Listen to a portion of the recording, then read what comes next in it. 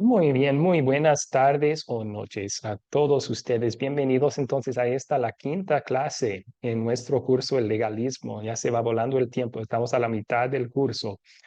Y esta noche tenemos el privilegio de estudiar la parábola que Jesús contó sobre dos hijos perdidos y un padre que los amó. Yo creo que a veces ese título que le damos a la parábola es un poco no correcto, porque hablamos de la parábola como si fuera de un hijo perdido, el hijo pródigo, el hijo perdido, cuando en realidad hay dos hijos perdidos en la parábola. Uno se perdió por rebelarse contra su papá, pero el otro estaba rebelándose también con un corazón legalista. Entonces, el enfoque de esa parábola ni es ninguno de los hijos, es la reacción amorosa del padre a los dos. Y qué bendición es poder estudiar esa historia, ese evangelio, esas buenas noticias con ustedes hoy. Vamos a comenzar entonces con una oración pidiendo que Dios bendiga nuestro tiempo juntos. Oremos. Padre Celestial, no nos dejes caer en la trampa de comparar nuestra obediencia con la de los demás, porque todos iguales somos pecadores mereciendo tu castigo, pero también para todos nosotros murió Jesús. Ayúdanos a confiar que el perdón que tenemos no depende de nuestra obediencia, sino de tu gracia. Ayúdanos a siempre reconocer esto con humildad. En el nombre de Jesús oramos. Amén. Muy bien, tenemos entonces dos metas para nuestro tiempo juntos hoy. La primera es la siguiente,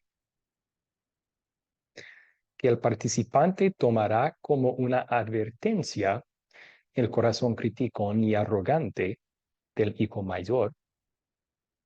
El otro es el participante verá el corazón de Dios para buscar y restaurar al pecador perdido. Muy bien. Entonces vamos a hacer las preguntas de repaso juntos por unos 20 minutos. La primera que puse como tarea era, ¿quiénes estaban presentes cuando Jesús contó las parábolas de Lucas 15? ¿Qué aprendieron en el video y en su lectura bíblica sobre ese punto?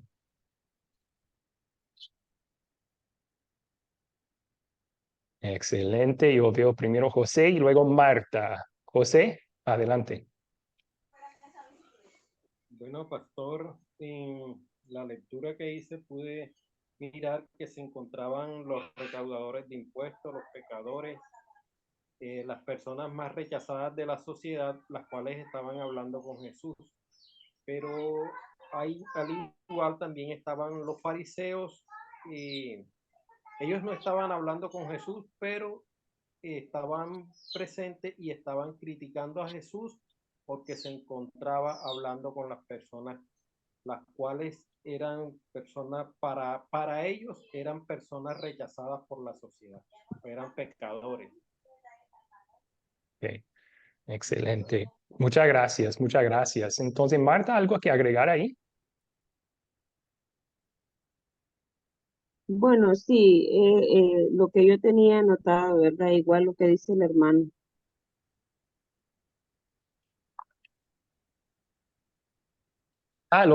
Perdón, lo que tenía anotado es igual a lo que dijo el Sí, hermano. Dijo, igual, lo ah, que él dijo es lo que yo tengo anotado, sí. perfecto, perfecto. Ok, y Jessica levantó su mano. ¿Algo que agregar ahí, Jessica? Sí, que me llama la atención que dice, que venían a menudo ellos sí a escuchar las enseñanzas de Jesús. Entonces, por eso es que los fariseos tenían ese de estarle criticando y viendo, porque no era una cosa de un solo día, sino que ya era como constante. Ujú, ujú. Sí, Jesús tenía la costumbre de recibir a pecadores y hasta comer con ellos. A mí esa fue la crítica de los fariseos y los escribas de la multitud. Muy bien. Que veo en el chat un aporte, los personajes eran los cobradores de impuestos, los pecadores y las personas más rechazadas de la sociedad. Sí, eso fue parte de la multitud. También estaban entre ellos, vamos a ver, fariseos y escribas. Entonces, los recaudadores de impuestos y pecadores. Ahora, fíjense bien que la Biblia nos llama a todos nosotros pecadores. Entonces, se está utilizando esta palabra por Lucas, inspirado por el Espíritu Santo, como un término especial en la forma en la cual los fariseos solían utilizarlo para criticar. O sea, escuchan lo que ellos dijeron, ¿verdad? Este recibe a pecadores y hasta come con ellos. Entonces, los pecadores que menciona él serían las personas con una reputación pecaminosa. Tal vez pensemos en prostitutas o personas que vivían robando o sea lo que sea, borrachos, ¿verdad? Eran los que tenían esa reputación en la comunidad de vivir una vida pecaminosa. Ahora, estos eran los más rechazados de la religión judía y de la sociedad judía. Recaudadores de impuestos, creo que vamos a verlo un poco más en detalle más adelante en la clase, pero se considera, eran como extorsionadores, pero aún un poco peor, porque, por ejemplo, a ver, voy a guardar en mudo todos los micrófonos. Ya está. Porque no solo se extorsionaban a la gente, también tomaron el lado del opresor. Los romanos estaban trabajando con los romanos y luego extorsionando a la gente. Entonces eran odiados por esas dos razones también. Pero estos se consideraban por la mayoría de los judíos que no podían ser salvos por su estilo de vida. Así que para un rabí famoso, pasar tiempo con esas personas era un escándalo para los fariseos y los escribas, una ofensa que pasara tiempo, y especialmente comer con ellos. Recuerden que en esa sociedad, en esa cultura, sentarse a la mesa con alguien y comer con ellos implicaba una comunión.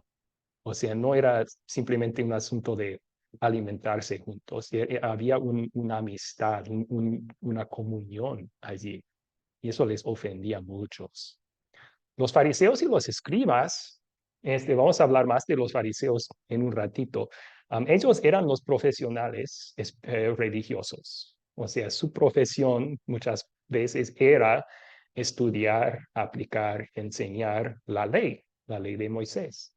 Entonces ellos se consideraban los más santos y fueron los que se ofendieron que Jesús hablara con los peores pecadores. Es un poco interesante porque, bueno, si Dios va a enviar un mensajero, los fariseos piensan, oh, debe estar de acuerdo con nosotros, debe pasar tiempo con nosotros, debe buscar nuestros consejos. Y Jesús hizo lo opuesto, reprendía a los fariseos y buscaba a los que estaban viviendo vidas pecaminosas. Y justo por eso vino, ¿verdad? Para salvar a los enfermos, como dijo Jesús. Pero eso ofendió mucho a los líderes religiosos. Siguiente pregunta, entonces. La siguiente pregunta es, ¿quiénes eran los fariseos en particular? ¿Y cómo creían que iban a ser salvos? ¿Qué aprendieron en el video sobre esto? ¿Quiénes eran los fariseos y cómo creían que iban a ser salvos? Vamos primero con Silvia. Silvia, por favor.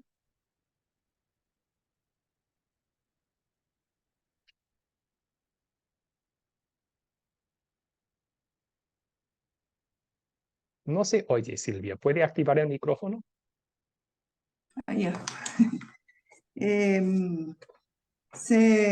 A ver, se sentían altamente respetados y ellos eran los legalistas de los tiempos de Jesús. Pensaban que eran salvos porque llevaban sus vidas buenas y cumplían con todas las reglas. Ok. Muchas gracias. Buena respuesta, buena respuesta. ¿Algo que agregar a eso? Olga levantó su mano, Olga también. Ajá, bastante. Los fariseos eran los criticones, eran los que andaban detrás de Jesús para criticarle todo lo que Jesús decía. Y también ellos pensaban que por cumplir las reglas ya eran salvos, pero resulta de que Jesús casi no les paraba, no tomaba en cuenta en el sentido de que lo criticaran, porque los fariseos no se salvarían nunca con las reglas que ellos cumplían. Solamente Jesús daba la parábola y uno la recibía como la semilla cuando se la tiró entre las piedras, entre la tierra fértil y todo. Entonces, uno la recibía y otro no la rechazaba. Pero los fariseos eran los más fastidiosos que andaban detrás de Jesús. Sí, sí, vemos que siempre se oponen a Jesús en los evangelios y vamos a ver por qué más adelante en la clase, pero yo creo que es importante para nosotros porque vivimos 2000 años después y la única ventana, por decir, a esa sociedad que tenemos es la Biblia. Pero es importante, si usted fuera un judío viviendo en los tiempos de Jesús y alguien dijo, ahí hay un fariseo, usted no diría, ah, esa persona legalista. No, usted diría, wow, qué santo. Ojalá que todos pudieran ser buenos ciudadanos así como ese fariseo. Tenían una buena reputación en la sociedad judía y por eso era escandaloso que este Jesús se enfrentaba con ellos en amor y los reprendía por su orgullo, su legalismo, etcétera. Excelente. Bueno, vamos a continuar, pero veo las manos de Marta y José. Si quieren contestar una pregunta, adelante, bien pueden. Ok, los fariseos eran los líderes religiosos de su tiempo. Y cabe mencionar aquí que cómo se formó este grupo. Su nombre significa apartado o separado. Y sus orígenes, creemos, que los tienen en los tiempos después de que Alejandro Magno conquistó todo el mundo en 300 años antes de Cristo.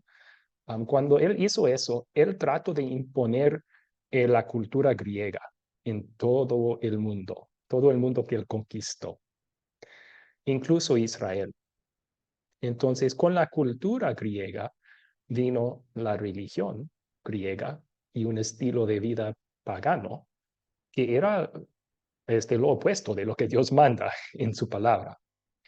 Entonces, a un grupo de judíos, viendo eso, que la sociedad judía se estaba convirtiendo en una sociedad pagana casi, trataron de corregirlo.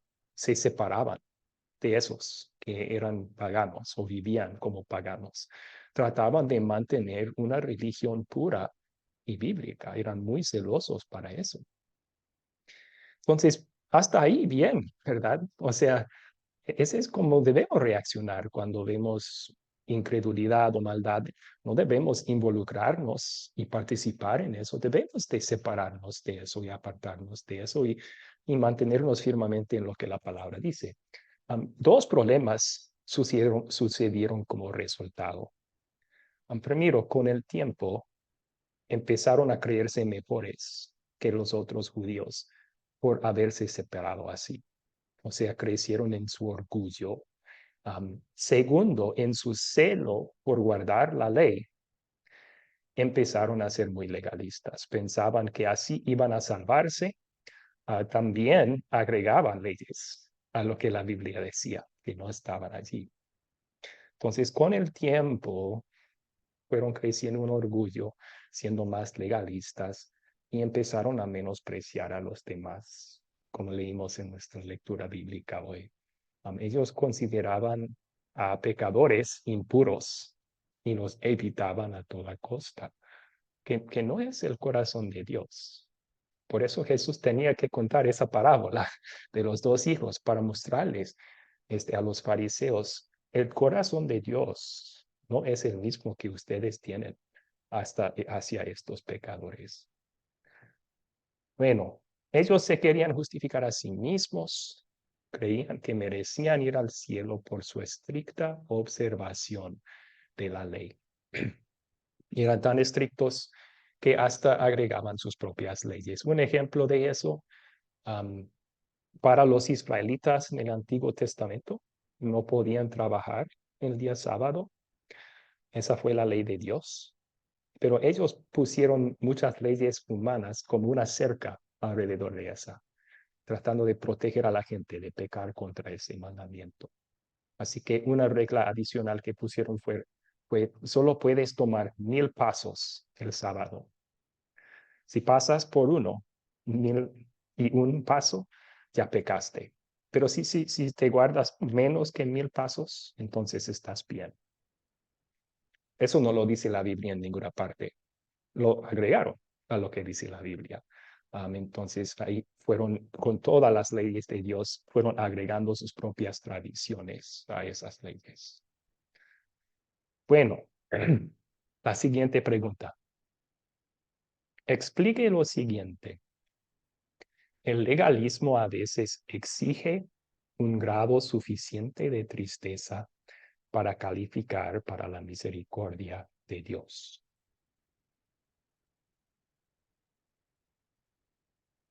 Vieron esto en el video. Habló un poco sobre este aspecto del legalismo.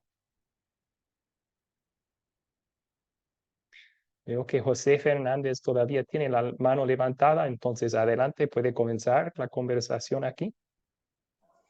Bueno, pastor, sí, observé eso en el video y nos decía que el legalismo sí exige un grado de tristeza para calificar por la misericordia de nuestro Dios. Pero eso solamente lo exige el legalismo, porque Dios no se fija en la tristeza que tenga uno por el pecado cometido. Dios se fija en lo que uno tiene en el corazón, que el arrepentimiento que uno tiene por el pecado, que sea un arrepentimiento de corazón. Él no se fija en el grado de tristeza que uno tenga por haber cometido pecado. Sí, ok, excelente. Muchas gracias por la buena respuesta.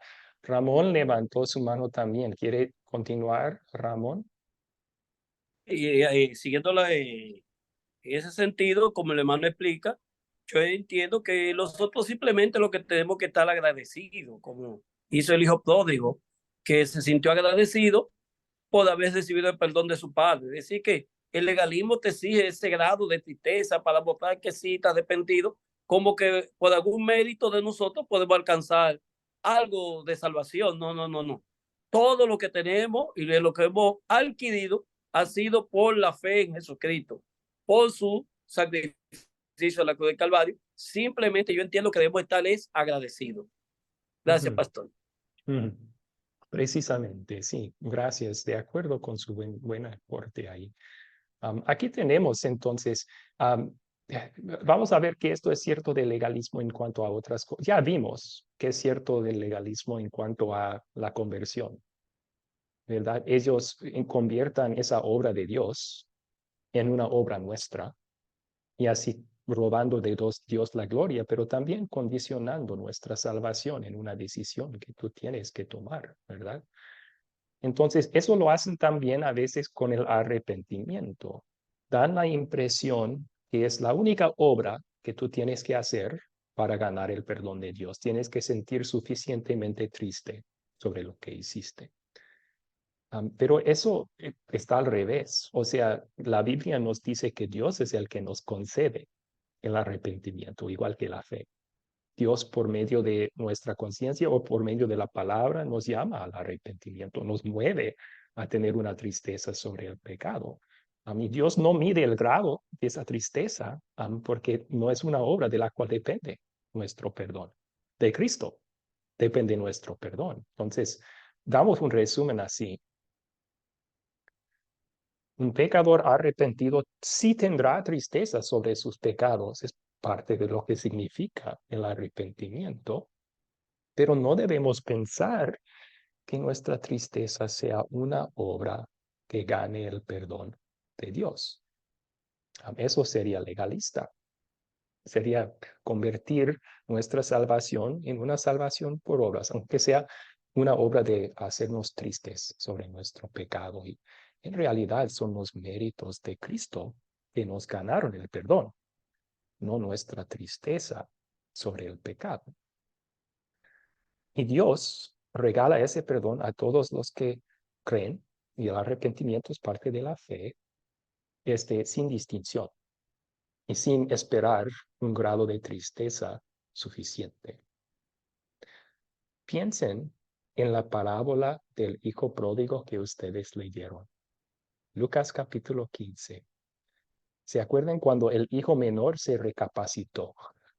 Cuando por fin se dio cuenta que estaba mal. Yo tengo que volver a mi padre y confesar lo que hice. Él tuvo un plan, ¿verdad? Toda una confesión. No soy digno de ser tu hijo. Hazme como uno de tus siervos. Él quería mostrar su tristeza al padre, pero el padre esperó a que hiciera eso para perdonarlo. No, vio a su hijo en la distancia, corrió hacia él y ya estaba abrazándolo y besándolo antes de comenzar a esa confesión que había preparado el hijo. Entonces, así es como Dios perdona.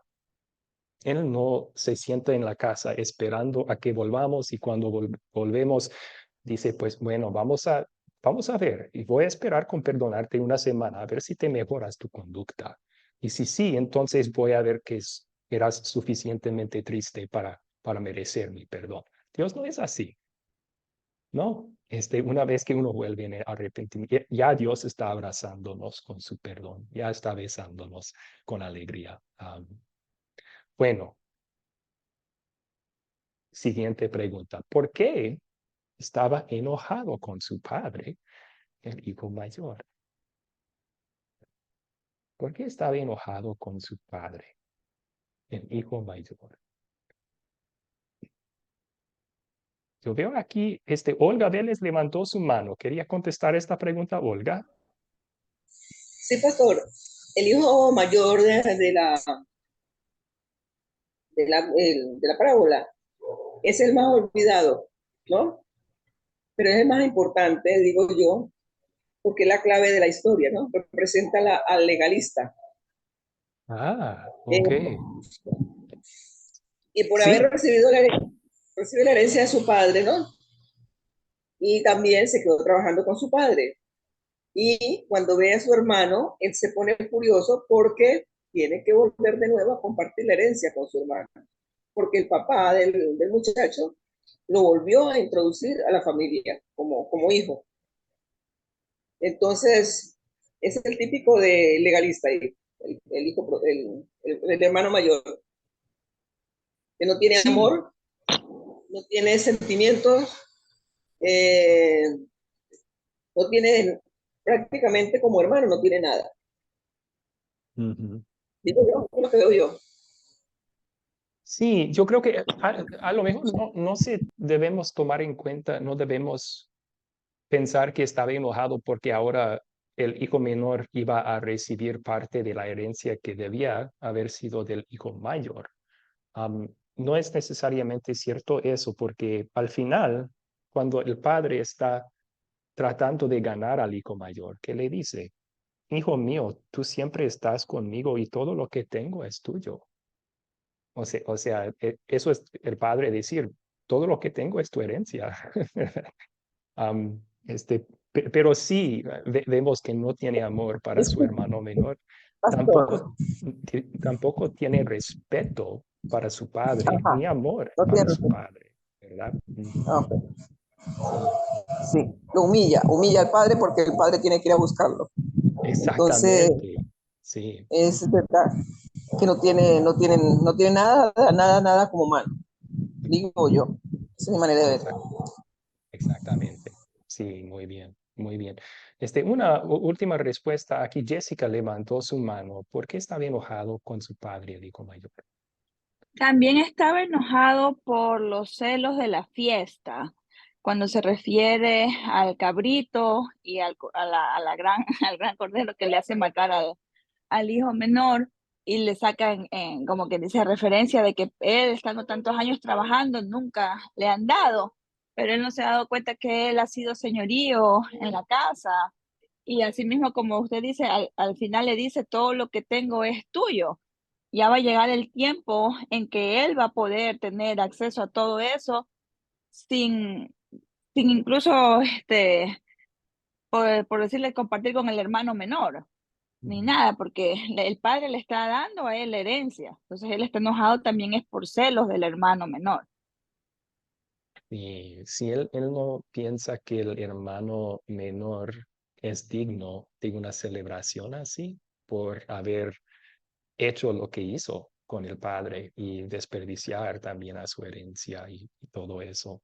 Ok, muy bien, entonces vamos a ver por qué estaba enojado con el padre. En resumen, podríamos decir por perdonar a su hermano tan pecador.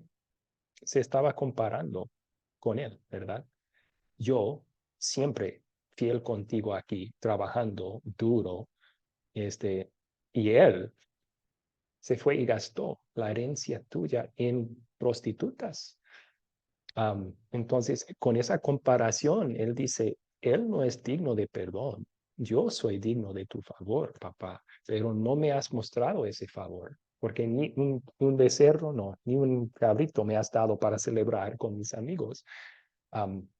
Bueno, con todo eso, se ve que es orgulloso por ser tan obediente al Padre, cree que él merece los bienes del Padre, mucho más que ese hijo menor, por lo menos. Pero en realidad tampoco le amaba al Padre. Vemos que en esta parábola es muy interesante. El hijo menor solo quiere la herencia. Al principio, él básicamente dice, papá, no puedo esperar hasta que te mueras. Así que dame ahora la herencia, ¿verdad? Solamente, no ama a su papá, quiere la herencia. El hijo mayor tiene el mismo problema. Él al final está faltando el respeto enormemente a su padre. Otra vez, en esa sociedad, si el pater familias, el padre del hogar, hace una fiesta y un hijo no viene a la fiesta y obliga al padre a salir de eso hubiera sido una humillación pública para el padre. O sea, en un caso normal, un padre ahí podría con justicia quitar la herencia de ese hijo. Entonces no tiene amor para su padre, quiere su herencia, quiere sus bienes, lo que el padre tiene. Solo que en vez de rebelarse para conseguirlo, como el hijo menor, él está trabajando duramente para tratar de ganarlo, merecerlo, ¿verdad? Bueno, entonces no reconoció su propio pecado, porque sí, lo tenía, no amaba al Padre, era orgulloso de su propia obediencia, pero por esa razón, por no ver su propio pecado, menospreció a su hermano. Yo creo que esto cabe mencionar. Lo más importante, el enfoque no es los hijos. El enfoque de la parábola es el Padre. El Padre ama a los dos. El hijo menor no merecía ser recibido otra vez como hijo con plenos derechos, pero al verlo en la distancia, el padre corrió hacia él y lo abrazó. Y luego hizo una fiesta. El hijo mayor no merecía ser parte de la casa después de faltar el respeto así a su papá, pero en vez de echarle de la casa y quitarle la herencia, el padre está rogando al hijo mayor a entrar en la casa, a estar en la fiesta, a celebrar que su hijo menor había sido encontrado y salvo. Entonces sí, vemos que Dios ama tanto al pecador perdido como al legalista perdido y quiere salvar a los dos. Quiere que los dos vuelvan a casa para que Él los pueda perdonar. para terminar esta comparación, entonces, el hijo mayor era legalista. No entendía que tanto él como su hermano tenían que ser salvos por la gracia y no por lo duro que trabajaban, ¿verdad? Excelente. Ahí vamos a terminar el resumen de nuestra tarea. Veo que hay muchos aportes en el chat. No creo que tenga tiempo de revisarlos todos juntos con ustedes, pero tal vez ahora podemos tomar un espacio para preguntas,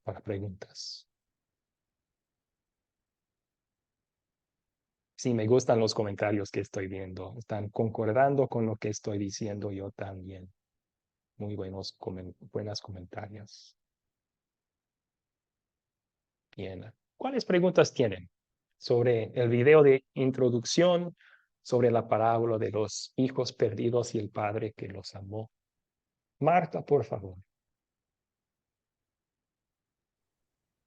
Pastor, aquí tengo una duda con referente que estaba verdaderamente arrepentido el hijo menor.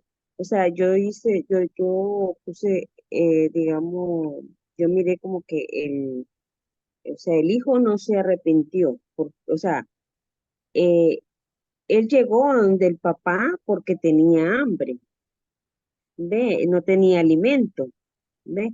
Pero, o sea, en ese momento él no siente arrepentimiento, pero cuando él llega donde el papá, eh, él se arrepiente porque le pide perdón al papá, o sea, le dice que ha pecado, ¿verdad? Contra él, contra Dios, y, a ver, contra ti le dice, y contra el cielo, ¿verdad?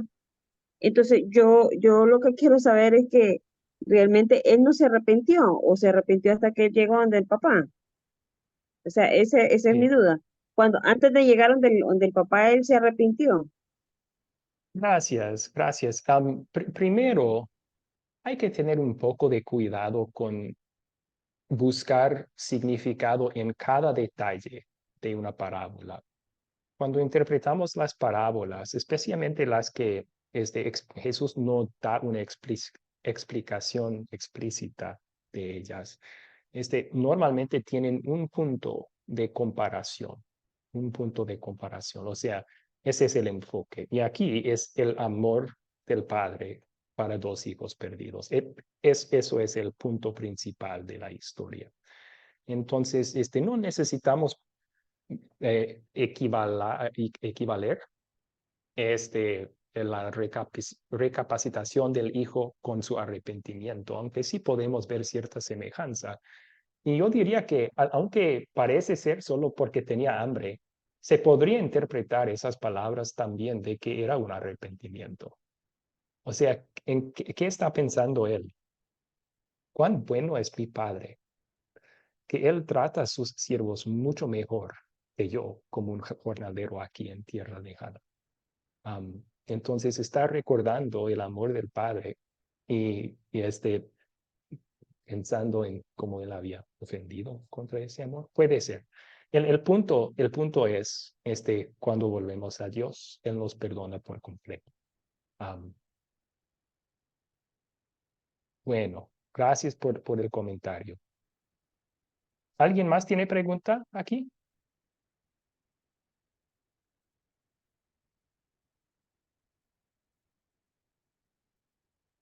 Gracias, Jairo. Qué bueno que entendió y le gustó la explicación. Sí, Ramón está equivaliendo los fariseos y su actitud con el hijo mayor. Ese fue el punto de Jesús, ¿no? Y se podría decir que los hijos menores eran los recaudadores de impuestos y otros pecadores que se reunían para escuchar a Jesús. José Calles levantó su mano. ¿Cuál es su pregunta? Bueno, pastor, yo quería hacer como especie de un aporte a lo que preguntaba la hermana. Yo veo la parábola de esta forma. El padre perdona a los dos hijos, porque el primero perdona al hijo menor porque regresa, lo toma como ya estaba perdido y regresa. Él menciona la parábola de que estaba muerto y había revivido, estaba perdido y había regresado.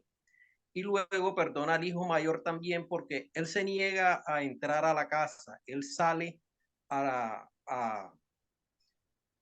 hacerlo entrar, a recibirlo también se puede decir porque se negaba a entrar a la casa porque no estaba de acuerdo con la fiesta que estaban haciendo. O sea, estaba representando el corazón legalista y el padre sale a recibirlo también, así igual como recibió el hijo menor.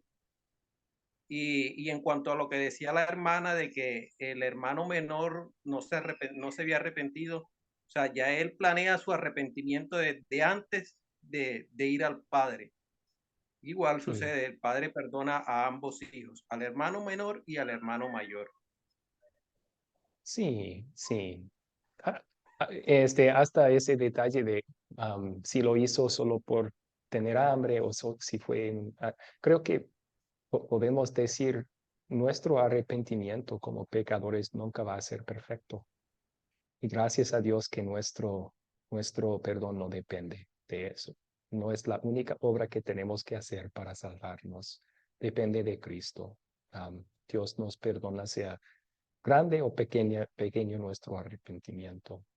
Pero sí, en cuanto al hijo mayor, yo veo allí, este, ya Jesús está llamando a los fariseos presentes al arrepentimiento, ¿verdad? Porque aunque es cierto que el padre se fue, salió de la casa para, en cierta forma, recibir al hijo mayor, al final de la parábola está fuera de la casa. Esto está fuera de la casa el hijo mayor. Y Jesús no nos dice cómo responde el hijo mayor a las palabras del padre. Entonces la implicación es, bueno, fariseos, están fuera de la casa de Dios Padre. No están entrando. Los otros pecadores sí están entrando. Ustedes no, pero el Padre quiere que entren, quiere que se arrepienten para que celebren junto con Dios y toda su familia, ¿verdad? Entonces veo ahí un tierno llamamiento al arrepentimiento para esos fariseos, una invitación, vengan a la casa, ¿verdad? Bien, ¿alguna otra pregunta?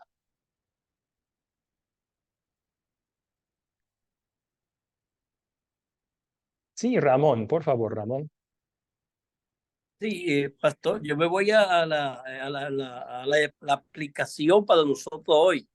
¿Qué actitudes podíamos cuidar con esa historia para no caer en la condición que estaban los fariseos y cayó el hijo mayor, eh, el hermano del hijo pródigo? Es decir, que hay un aprendizaje muy aplicable para nuestros días hoy. Si usted podía aportarnos esa parte. Sí, sí. Yo creo que el curso entero del legalismo es una aplicación a nuestro día de eso, una advertencia contra esa actitud legalista, pero uno podría decir que, miren, muchas veces si uno tiene experiencia como el hijo menor, ¿verdad? Que pasó mucho tiempo en su vida muy lejos de Dios, desperdiciando su vida en pecado. Y luego el Padre te encuentra y sabes por primera vez que fuiste perdonado por gracia y eso te maravilla, te llena. Pero ya después de asistir a la iglesia por 3, 5, 10, 15, 20 años, la actitud del hermano mayor puede empezar a crecer en tu corazón. Puedes empezar, o sea, hay cambios en tu vida que Dios está obrando, no es tanto una lucha contra pecados ya, y ahí viene la tentación, ¿verdad? De pensar, yo soy bueno, yo voy a la iglesia, yo he dejado de hacer muchas cosas que hacía antes, miren a esas personas que todavía están haciendo eso y que ahí viene, ¿verdad? Es ahí cuando el diablo nos tienta a caer en el otro lado, en vez de, ya Dios nos salvó de ser hijos menores, por decir, aunque en cierta forma seguimos siendo toda la vida también un hijo menor, porque hay veces en nuestra vida cuando decimos, no, Dios, yo voy a hacer mi propia voluntad en este caso, a mí tenemos que arrepentirnos, pero también, ya con mucho tiempo en la palabra, a veces la tentación más grande es la actitud del hijo mayor. que podemos ver nuestra relación con Dios dependiendo de lo que nosotros hacemos por Dios, enorgullecernos sobre eso y menospreciar a los demás. Y por eso esta parábola siempre es bueno para nosotros escuchar también. Vemos a nosotros mismos en estos dos hijos y qué buena noticia es que Dios el Padre nos sigue amando como amó a los dos hijos el Padre de la parábola. Ok, una última pregunta y luego continuamos. Gracias por eso, Ramón. Podríamos dar mucha más enseñanza, pero tenemos que continuar con la clase. Narcisa, por favor. Sí, profesor, gracias. Y yo le quería hacer es una pregunta. Yo tengo ahora dos Biblias, ¿no verdad? La Reina Valera y la Nueva Versión Internacional. Y dice el título, y esto me llama la atención por lo que usted dijo al comienzo y lo ha repetido durante la clase. El título dice en las dos, parábola del hijo perdido. Y la otra dice, parábola del hijo pródigo, ¿no verdad? Conforme a lo que usted desde el comienzo dijo, que la gente muchas veces predicaba con énfasis al hijo, ¿no verdad? Entonces tendría que cambiar ese título, ¿no? Tendría que decir parábola del padre amoroso. O sea, yo digo, ¿no? O sea, ahí es que no, esa es la pregunta. Si el título entonces, ahí ha habido como una mala interpretación. Eso quería que más o menos me aclare a su manera si puede. Claro. Sí, Gracias. bueno, si publicara yo mi propia versión de la Biblia, entonces sí cambiaría ese título. Yo creo, Narcisa, que viene porque comúnmente en la historia esta parábola se ha llegado a conocer como, con ese nombre, el hijo pródigo o el hijo perdido. Entonces tal vez por esa razón lo utilizaron. La mayoría conocen esta historia por ese título. Um, Estoy de acuerdo con usted, me gustaría otro título ahí, pero no es una gran cosa. O sea, sí hay un hijo perdido en la parábola, entonces sí. Gracias. Entonces, Olga Vélez y luego continuamos. Olga, ¿cuál es su pregunta? Bueno, no es pregunta, es que yo veo aquí que el hijo pródigo, porque él va a pedir disculpas a su padre, él dice, he pecado contra el cielo y contra ti, ¿no? He pecado contra Dios y contra su padre. Él toma conciencia de que cometió una falta y él vuelve a la casa de su padre, claro, por el alimento y por saber que su padre tiene cómo sostenerlo a él porque tiene fortuna, ¿no? Y el Padre Celestial, también no podemos olvidar que nuestro Padre Celestial, Él nos perdona a través de su Hijo y también nos va a hacer fiesta en el cielo. Cuando lleguemos al cielo, nos va a hacer fiesta. Sí, sí, y en realidad hace fiesta cada vez que un pecador se arrepiente. Como dicen las otras parábolas en este capítulo. Sí, gracias por el comentario, muy cierto. Bueno, continuamos entonces. El legalismo de los fariseos. Un resumen aquí. Ya mencionamos que literalmente su título fariseo viene de una palabra en hebreo que significa separarse o apartarse de.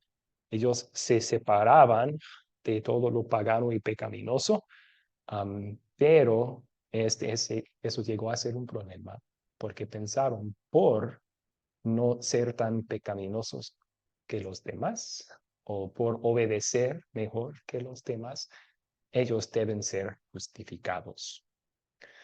Otra cosa que debemos mencionar aquí nos ayuda a entender varias partes de la Biblia es que creían salvarse por sus obras, pero también les ayudaba a ser descendientes de Abraham, o sea, ser parte del pueblo de Israel.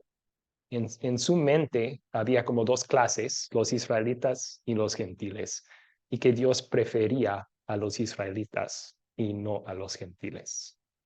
Cuando en realidad la Biblia entera, Antiguo y Nuevo Testamento, dice que Dios siempre ha querido salvar a todos iguales, sin distinción. Entonces, hay ciertas partes de la Biblia que, por ejemplo, Juan capítulo 3, Jesús tiene una conversación con un fariseo llamado Nicodemo. Y Nicodemo comienza diciendo, seguramente tú eres un maestro enviado por Dios, porque nadie podría hacer las cosas que tú haces si Dios no estuviera con él. Y luego Jesús parece cambiar de tema. Él dice, te aseguro, o sea, meramente digo, a nadie puede entrar al reino de los cielos si no nace de nuevo. Parece ser cambiar el tema, pero de hecho Jesús va al grano con decir eso. Ser un fariseo, Nicodemo, él pensaba que por su linaje, por nacer un hijo de Abraham y por sus obras iba a salvarse. Y Jesús, con usar esa metáfora de, no, uno tiene que nacer de nuevo, destruye esa idea de Nicodemo. Tienes que nacer de nuevo. Tu primer nacimiento como hijo de Abraham no te vale nada en tu salvación. Tienes que nacer de nuevo, pues, ¿hiciste algún trabajo para nacer por primera vez? No.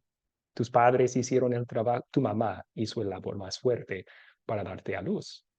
Entonces, está implicando a Nicodemo, tus obras no te sirven para salvarte tampoco. Es algo que Dios tiene que obrar en ti. Así que sí, eso, saber eso nos ayuda en otras partes de la Biblia también. Bueno, ¿qué más decimos sobre los fariseos? Ellos, desgraciadamente, odian a Jesús casi desde el principio de su ministerio. ¿Y por qué? Primero, porque ellos eran muy celosos sobre sus tradiciones. Sus tradiciones, ellos las consideraban como una cerca que habían construido alrededor de la ley de Dios. O sea, era para proteger a la gente de pecar contra la ley de Dios. Pero en realidad consideraban sus tradiciones igual de importantes que la ley de Dios. Equivalían sus tradiciones con lo que Dios mandaba en su palabra. Entonces, cuando Jesús y los discípulos no guardaban a veces las tradiciones de los ancianos, ellos les acusaban de pecar. En realidad no pecaron, pero en la mente de los fariseos sí, porque ellos consideraban tan sagradas sus tradiciones humanas. Un ejemplo sobre eso. A veces en los evangelios hallamos que acusan a Jesús de pecar cuando él sana a alguien el día sábado. Jesús sana a un enfermo o saca un demonio el día, y ellos le acusan. Trabajaste, pecaste. Dios nunca prohíbe sanar en el día sábado en su palabra. Y Jesús tiene que corregirles en cuanto a eso. Él les dice en una ocasión, de hecho, prohíben hacer el bien el día sábado. Y luego utiliza otro ejemplo. Si un animal tuyo se cae en un pozo, no le van a levantar, aun si es un día sábado. O sea, eran hipócritas en cuanto a eso. Pero sí, entonces Jesús guardaba la ley ceremonial y civil del Antiguo Testamento, pero a veces no guardaba sus tradiciones y eso causó un choque con los fariseos. Su contacto con pecadores, como vemos en Lucas 15. ¿Cómo puede ensuciarse con los más sucios de la sociedad? Exponer también su hipocresía. Mateo capítulo 23. No. Sí, creo que es 23. Hay como 7 ayes de los fariseos que él está acusándoles en muchos de ellos de ser hipócritas. O sea, daban la apariencia de ser tan santos por fuera, pero no lo hacían por amor a Dios. Lo hacían para ganar el favor de Dios y también para lucir bien con el pueblo. Así que les acusaba de eso también y les criticó su autojusticia. O sea, que ellos pensaban salvarse con sus obras y Jesús les decía, no, tienen que arrepentirse de esa idea pecaminosa. Bueno, ya hablamos del simbolismo de la parábola, entonces creo que podemos hacer esto un poco más rápido. Obviamente el padre en la parábola simboliza a Dios. El hijo pródigo somos nosotros en nuestra tendencia de rebelarnos contra la voluntad de Dios. El hijo mayor somos nosotros en nuestra tendencia legalista, de pensar que nuestras obras nos salvan o ganan algo con Dios. También en nuestro enfoque en la ley. Por fin, un resumen del legalismo. Como hemos visto en otras clases, la definición de base que dimos para el legalismo es mal uso o énfasis excesivo en la ley. Mal uso o énfasis excesivo en la ley. Ahora, hay muchas formas en que uno puede usar mal la ley. Uno que vimos es el intento de motivar la vida justa con la ley en vez del evangelio. Eso solo produce obligación o miedo como motivos. El evangelio es lo que produce amor, que nos impulsa a obedecer en amor y en gratitud. También vimos en otras clases que es un abuso de la ley porque no separa el uso de algo del abuso de algo. O sea, prohíbe cosas que Dios no prohíbe, porque esas cosas pueden ser utilizadas de forma pecaminosa. También ponen más énfasis en lo que el hombre hace para Dios que en lo que Dios ha hecho por el hombre. O sea, hacen pensar que nuestra relación con Dios depende de lo que nosotros hagamos y así quita el enfoque de Jesús y lo que Él hizo y hace por nosotros y también roba a Dios la gloria. También vimos los resultados del legalismo que lleva a las personas o a la desesperación o a la autojusticia. A dos extremos, ¿verdad? O el orgullo de los fariseos o la desesperación de los recaudadores de impuestos que en los días de Jesús, antes de su venida, pensaban que no podían ser salvos por su estilo de vida, ¿verdad? Muy bien. Tomemos otra pausa para preguntas aquí y luego un ejercicio para grupos pequeños. ¿Cuáles preguntas tienen?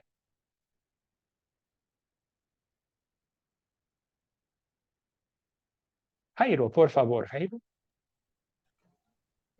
Bueno, pastor, la pregunta mía la escribí ahí en el chat y bueno, se la quiero hacer. Bueno, como escribí ahorita, cierto, nunca había visto una enseñanza tan profunda y tan clara, transparente de esta parábola. Y ahora analizando un poco, tengo una pregunta. Aunque la Biblia habla de la disciplina eclesiástica, entonces muchas veces lo que se aplica en estos casos de disciplina eclesiástica es un legalismo, porque una persona haya caído en un pecado, ¿cierto? Y conocido el pecado, enseguida él se arrepiente ante Dios de todo lo hecho. Dios lo perdona, ¿cierto? En el caso del hijo menor de que habla la parábola. Pero entonces viene a la iglesia ante un consejo de ancianos y le ponen tanto tiempo de disciplina. ¿Es eso legalismo, sabiendo que ya Dios lo perdonó? ¿O usted me puede explicar allí? Gracias, pastor. Gracias. Sí, esa práctica de después de su arrepentimiento ponerle un tiempo de disciplina adicional no sería disciplina eclesiástica bíblica y sí sería legalista. Y desgraciadamente muchas veces la forma en que hacen esta disciplina no es bíblica y es legalista. Vemos en Mateo 18, ustedes van a estudiar en otro curso, Mateo 18, ahí vemos la disciplina eclesiástica verdadera. Y cada paso que Jesús nos anima a tomar cuando hay un pecador que no se arrepiente es por amor al pecador. Es buscando su arrepentimiento para que le podamos perdonar. o asegurar del perdón de Dios. O sea, es disciplina en el sentido, más con el corazón de Lucas 15. O sea, Jesús nos enseña a ir a buscar a los pecadores, llamarles al arrepentimiento para que podamos perdonarlos. Y sí, una vez que hay arrepentimiento, debe haber perdón inmediato y sin condiciones de no tienes que estar fuera este tiempo más, cosas así. Eso sería dar la impresión que uno no es perdonado por completo, y contra eso advierte Pablo en 2 Corintios, en esa carta. En su primera carta a ellos les animó a hacer disciplina eclesiástica contra un hermano que estaba pecando. En la segunda, él se había arrepentido y ellos estaban tratándolo como si fuera pecador todavía. Pablo dice, no, así gana el diablo, él se va a desesperar de ser perdonado. Entonces, él les animó a ser reconciliados con él, a recibirlo de nuevo. Sí, podemos tratar eso tal vez en otro curso en la academia. Van a estudiar eso más en... Okay. Ok, Muy gracias, bien. pastor, por la respuesta. A usted, buena pregunta. Continuemos entonces. Una pregunta para actividad, para su conversación en grupos pequeños. Vamos a imaginar que tienes un familiar tuyo y están conversando y le preguntas, ¿por qué irás al cielo? Y este familiar dice, porque siempre voy a la iglesia, he dejado de fumar, tomar, bailar y ir al casino, ayuno y oro todos los días. ¿Cómo contestarías a esa persona? Entonces, piensen en esto, qué expresa sobre lo que hay en su corazón, cómo piensa ir al cielo y qué dirías al respecto, cómo responderías. Vamos a dividirles en grupos pequeños.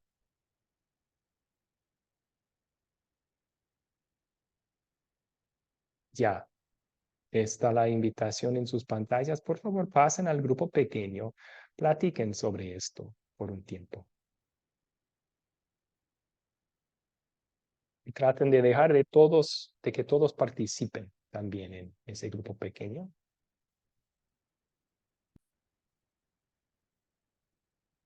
Excelente. Muchas gracias por su conversación en los grupos pequeños. Yo logré entrar en 3 de ellos y escuchar un poco, y me gustó todo lo que estaban aportando. Entonces, creo que debemos fijarnos en sus palabras. Está hablando de por qué irás al cielo.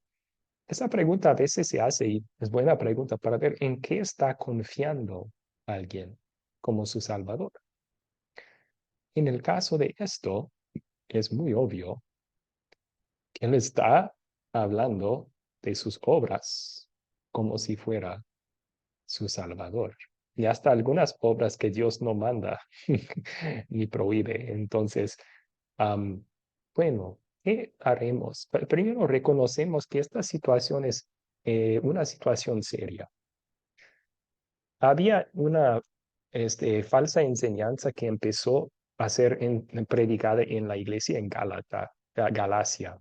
La carta a los Gálatas fue escrito para protegerles de ese error, y fue el error que tus obras te salvan, que tenías que eh, cumplir la ley ceremonial, circuncidarse para ser en adición a tu fe en Cristo. Y Pablo escribió a las personas que creen eso, que sus obras les salvan, que se han desligado de Cristo, han caído de la gracia. Entonces, no queremos que eso suceda con este familiar. Queremos ayudarle a poner su confianza en Jesús y no en sus obras. ¿Cómo le haremos? ¿Cómo le haremos? Pues tenemos un muy buen ejemplo bíblico de esto. Lo mencionamos en otra clase. ¿Se acuerdan cuando un joven rico se acercó a Jesús? Y él dijo, ¿qué tengo que hacer para ser salvo? Jesús le mostró la ley. Le aplicó la ley. ¿Qué dice la ley? Los mandamientos se los dio. el hombre todavía no reconoció su pecado. Entonces, ¿qué hizo Jesús? Le mostró claramente su pecado. Ve y vende todo lo que tienes, dalo a los pobres y luego ven y sígueme. Y ahí estaba su pecado, ¿verdad? Él amaba al dinero más que a Dios y no quería hacer eso. Entonces, ¿qué vamos a hacer con alguien como ese joven rico que pensó, todo esto lo he cumplido desde mi niñez? Porque así este familiar está pensando. Yo estoy bien, yo hago lo bueno y por eso voy al cielo. Pues tenemos que usar la ley para mostrarle su pecado. A lo mejor podemos comenzar diciendo, amigo, yo escucho en tus palabras que estás muy preocupado sobre las cosas de Dios y eso es bueno, pero no escuché Cristo en tu respuesta. ¿Qué de Cristo? ¿No somos cristianos salvos por Cristo? ¿Por qué no mencionó a Cristo en su respuesta? Tal vez utilizar esa entrada para hacerle pensar, ¿en qué estoy poniendo mi fe entonces? Si ni mencioné a Cristo como mi Salvador y la razón que voy a pasar al cielo. Y luego aplicar la ley a este hombre. Y hay varias formas de hacerle ver su pecado. Uno sería recordarle que Dios exige más que unas buenas obras de vez en cuando para entrar al cielo. Él exige perfección de pensamiento, palabra y acción para toda la vida. Y si no, merecemos su castigo eterno. Tal vez eso le ayude a ver su pecado. O otra forma de hacerlo sería ir a ver Isaías 65, creo que, no, 62. Ay, se me confunden los capítulos. Ahí Isaías dice, todas nuestras obras de justicia son como trapos de inmundicia. Tal vez llevarle a ese versículo y decirle, estás aferrándote, confiando en todos esos actos de justicia que estás haciendo para ir al cielo.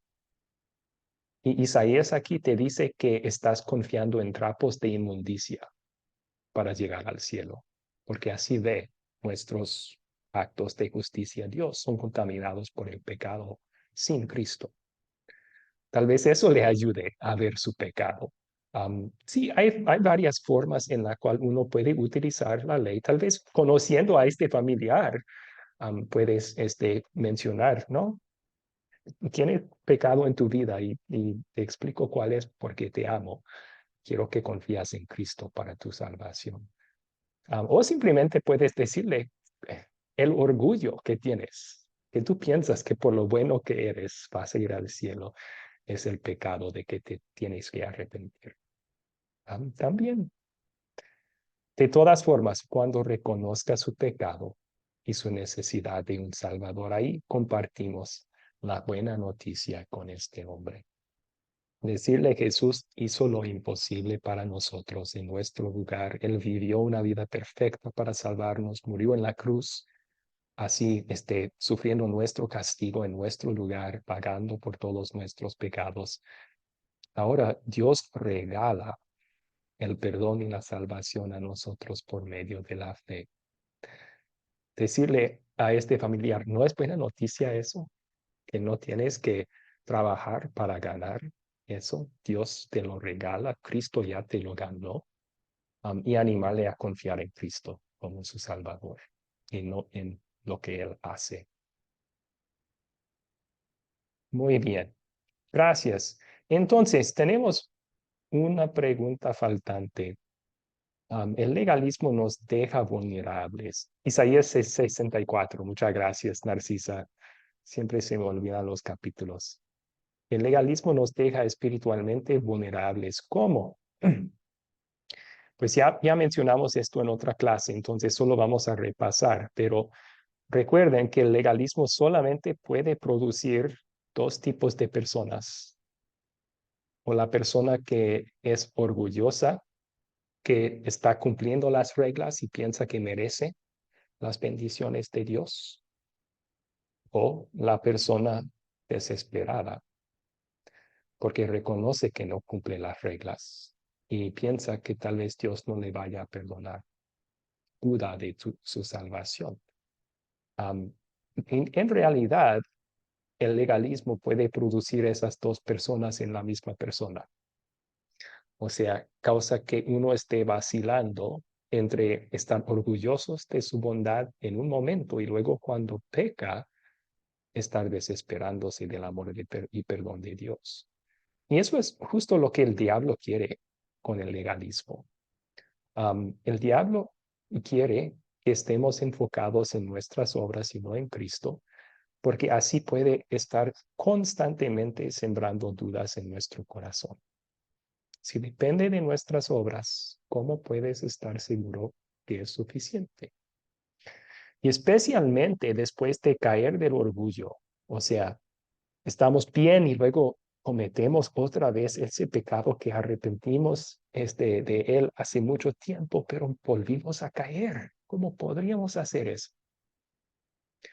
Y el diablo viene y nos acusó. Sí, ¿cómo podrías hacer eso? ¿Te creías bueno? Obviamente no. Ahora, ¿podría Dios continuar amándote así? Él se aprovecha de eso. Trata de llenarnos con duda y desesperación. O dejarnos en el orgullo. De las dos formas, Él está ganando porque nuestra mirada está en nosotros y no en Cristo. Así que la solución es el Padre amoroso, que perdona sin condiciones por los méritos de su Hijo Jesucristo. La solución es la gracia de Dios, la gracia de Dios que nos salva. Eso nos da seguridad de nuestra salvación, no nos deja con incertidumbre en cuanto a nuestra salvación. Saber que nuestro Padre nos espera con brazos abiertos tanto al fariseo arrepentido como al pecador arrepentido, ¿verdad? Eso es lo que nos da seguridad y consuelo. Bien, ahí lo vamos a terminar entonces. Y podemos concluir con un anuncio importante. Siendo esta la Semana Santa y reconocemos que algunos de ustedes viajan durante Semana Santa, otros tienen tal vez estudios o cultos en sus iglesias, vamos a no tener clase el miércoles. Entonces, miércoles descansen. Volvemos a tomar el lunes que viene. Y voy a anunciar eso en el grupo chat también para los estudiantes que no podían estar presentes esta noche. Luego, les voy a publicar también la grabación y la tarea esta noche todavía antes de descansar para que tengan toda una semana de hacer la tarea y también ver la grabación si es que quieren repasarla. Excelente, vamos a terminar con una oración entonces y después, si alguien tiene más preguntas, me quedo un tiempo para contestarlas. Oremos. Querido Padre Celestial, pedimos tu perdón por todas esas veces que, como el hijo menor, nos hemos rebelado contra ti, nos hemos descarriado y huido de ti, lejos de casa en nuestros pecados de decisión y también de hábito. También pedimos tu perdón por esas veces que hemos sido como el hijo mayor, orgulloso, pensando que nuestra obediencia es lo que nos debe ganar tus bendiciones, mirando con menosprecio hacia los demás. Perdónanos, Padre Santo, por esas dos actitudes que moran en nuestros corazones y se manifiestan en nuestras vidas. Y te damos gracias que el hijo que estaba contando la parábola de los dos hijos, ese hijo tú lo enviaste para ser nuestro Salvador. Y por lo que Él hizo por nosotros, tú eres nuestro Padre bondadoso y siempre perdonador, que está esperándonos, llamándonos a volver a casa para que puedas abrazarnos y perdonarnos por completo. Te damos gracias por ese mensaje, Padre, porque nos consuela y también porque nos mueve a mirar a los demás con tu corazón también. Un corazón que se alegra cuando un pecador se arrepiente. Eso nos ayuda a tener el mismo corazón, la misma motivación para buscar a los perdidos, igual que tu Hijo Jesús lo hacía. Es en el nombre de Él que te lo pedimos. Amén. Amén. Buenas noches, pastor. Entonces, buenas noches, hermanos. Buenas noches, Jessica. Sí, gracias. Buenas Buenas noches a noches. Buenas todos. noches. Muchas gracias. Hasta la otra semana. Que Dios le bendiga. Igualmente, Sofía, Lilia, Miriam, escuché. Muchas gracias por su participación. bendiga a Dios todos. bendiga su Semana Santa. ¿Sí? Dios bendiga, pastor, que le pase buen Amén. Dios fin le de bendiga igual semana. a usted. Igualmente, Ramón, igualmente. Buenas noches, pastor. Buenas noches a todos. Igualmente, Bernabé. Dios le bendiga mucho. Gracias por su participación hoy. Vale. Buen día, profeta. Excelente noche. Nos vemos en la próxima clase, profe. Amén, González. Amén. Muchas gracias. Que Dios le bendiga mucho.